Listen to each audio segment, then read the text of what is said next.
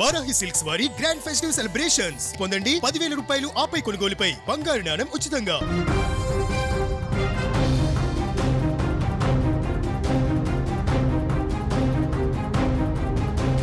హిమాలయ దేశం నేపాల్ ఒక్కసారిగా మత సెగలతో అట్టుడుకుతోంది.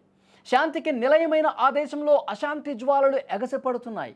ధనుషా జిల్లాలో మొదలైన వివాదం ఇప్పుడు దేశం మొత్తం కూడా అతలాకుతలం చేస్తోంది. మసీదుల మీద దాడులు చేస్తూ ఉన్నారు, పవిత్ర గ్రంథాలు దహనం చేస్తూ ఉన్నారు, ఇళ్ల మీదకి రాళ్ల వర్షం కురిపిస్తూ ఉన్నారు. నేపాల్ సరిహద్దుల్లో ఏం జరుగుతోంది?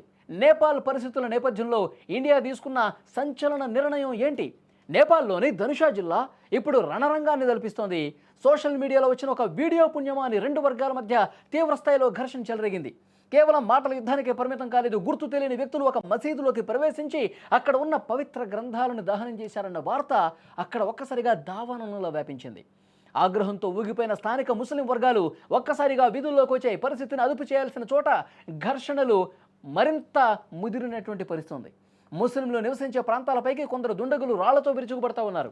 ఇళ్లలోకి చొరబడి ఆస్తులను లూటీ చేయడం, అడ్డొచ్చిన వాళ్ళ మీద దాడులు చేయడంతో అక్కడి ప్రజలు తీవ్ర భయాందోళనకు గురవుతున్నారు, వణికిపోతున్నారు.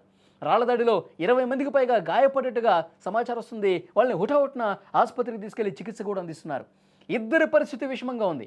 ఈ ఉద్రిక్తతలు కేవలం ధనుషాకే పరిమితం కావలేదు, పక్కనే ఉన్న బీర్గంజ్ ప్రాంతానికి కూడా ఈ సేగ పాకినట్టుగా తెలుస్తోంది. నిరసనకారులు పోలీసు వాహనాలను లక్ష్యంగా చేసుకుని దాడులు చేస్తూ ఉన్నారు. దీంతో పోలీసులు ఒకవైపు లాఠీచార్జ్ చేస్తున్నారు, టీర్ గ్యాస్ ప్రయోగిస్తూ ఉన్నారు. అల్లకల్లోలంగా ప్రస్తుతం అక్కడ కనిపిస్తోంది. ముఖ్యంగా ఈ బీర్గంజ్ అలాగే ధనుషా జిల్లాలో 144 సెక్షన్ విధించారు పోలీసులు. కొన్ని కఠినమైనటువంటి నిర్ణయాలు తీసుకుంటున్నారు. అయితే అంతకంతకు ఉద్రిక్తలు పెరుగుతుండడంతో ధనుషా జిల్లా వ్యాప్తంగా నేపాల్ ఆర్మీ, సాయుధ పోలీసు బలగాలు కవాతు చేస్తూ ఉన్నాయి. అల్లర్లతో సంబంధం లేనటువంటి సామాన్య ప్రజల ఇళ్లు, దుకాణాలు ధ్వంసం కావడంతో స్థానికులు అక్కడ కన్నీరు పెట్టుకుంటా ఉన్నారు. అశాంతి నెలకొన్న ప్రాంతాల్లో ముందు జాగ్రత్త చర్యగా పాఠశాలలు, కళాశాలలకు ప్రభుత్వం సెలవు ప్రకటించింది. విద్వేషపూరిత పోస్టులు పెట్టే వాళ్ళని గుర్తించేందుకు సైబర్ క్రైమ్ పోలీసులు కూడా ఒక ప్రత్యేక సెల్ ఏర్పాటు చేసింది.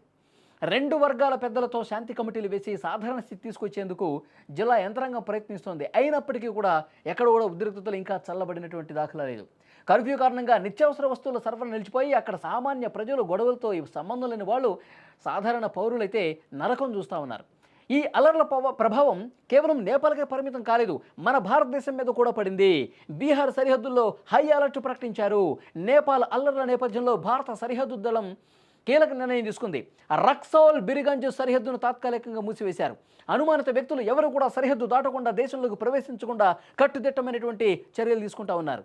సరిహద్దు గ్రామాల ప్రజలు పూర్తిగా అప్రమత్తంగా ఉండాలని అక్కడ హెచ్చరిక కూడా జారీ చేసినటువంటి పరిస్థితి. ఎందుకంటే నేపాల్ నుంచి ఒక్కసారిగా ఇటువైపు మన దేశంలోకి చొచ్చుకొని వస్తే ఆ అల్లరి ముఖులు మన దేశంలో కూడా శాంతి ఉన్నటువంటి ప్రదేశాలని అశాంతి రాజేసే విధంగా ఉద్రిక్తతలు కలగజేసే పరిస్థితి ఉంది. కాబట్టి ఆ సరిహద్దు ప్రాంతాన్ని పూర్తిగా మూసివేసి ఎక్కడికక్కడ కట్టుదిట్టమైనటువంటి బలగాలు కూడా మన దేశ సరిహద్దు ప్రాంతంలో, నేపాల్ అలాగే భారత్ సరిహద్దు ప్రాంతంలో పెద్ద ఎత్తున బలగాల్ని మోహరించి అటు నుంచి ఇటువైపు ఎవరు రాకుండా పకడ్బందీగా చర్యలు తీసుకుంటున్నటువంటి పరిస్థితి ఉంది. నేపాల్ ప్రభుత్వం ఆ ప్రాంతాల్లో ఇంటర్నెట్ సేవలు ప్రస్తుతం నిలిపేసింది. తప్పుడు సమాచారం వ్యాప్తి చేయకుండా చర్యలు తీసుకుంటోంది.